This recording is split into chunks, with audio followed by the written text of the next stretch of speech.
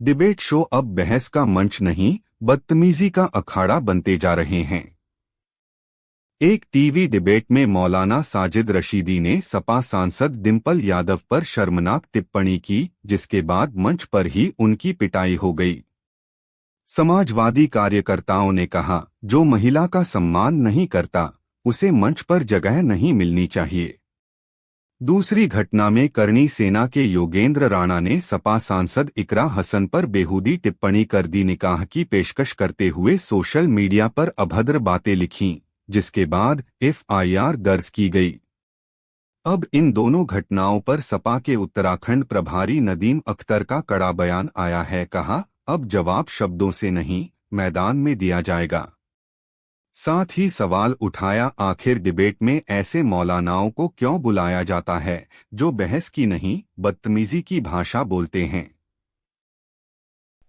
मौलाना साजिद रशीदी, जिनकी एक news channel debate में पिटाई की गई, और पिटाई क्यों की गई? क्योंकि उन्होंने एक महिला सांसद यानी कि समाजवादी पार्टी की नेता श्रीमती डिंपल यादव के खिलाफ जिस तरीके की अभद्र भाषा का इस्तेमाल किया, उनके पहनावे पर टिप्पणी की, जबकि जो पहनावा है, जो साड़ी का पहनावा है, वह हमारी भारतीय परंपरा का हिस्सा है और गरिमापूर्ण पहनावा माना जाता है। उसके बावजूद इस तरह के कथित मौलाना अगर ऐसी टिप्पणी करेंगे तो लोगों का गुस्सा होना स्वाभाविक है।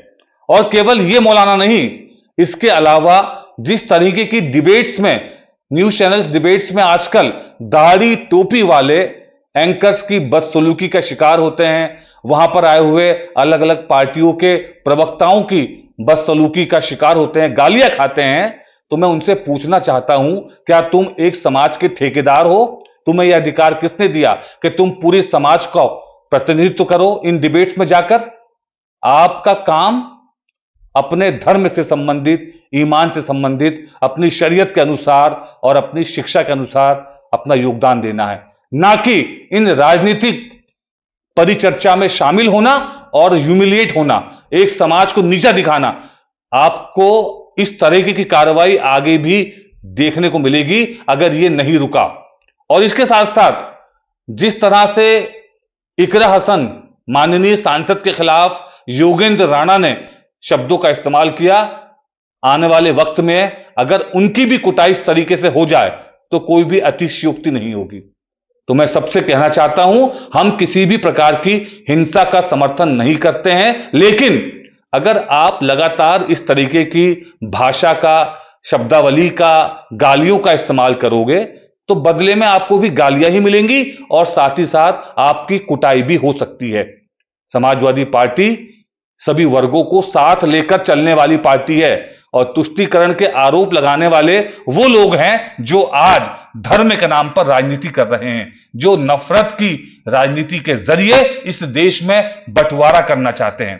समाजवादी पार्टी सभी समाजों को साथ लेकर चलती है, गरीब हो, किसान हो, नौजवान हो, अल्पसंख्यक हो, दलित हो, आदिवासी हो, सबको साथ लेकर चलती है और सबके भविष्य के लिए, सबको रोजगार, शिक्षा, स्वास्थ्य, बिजली, पानी, सड़क, इन मुद्दों पर राजनीति करती है। तो यह आरोप लगाना सरासर निराधार है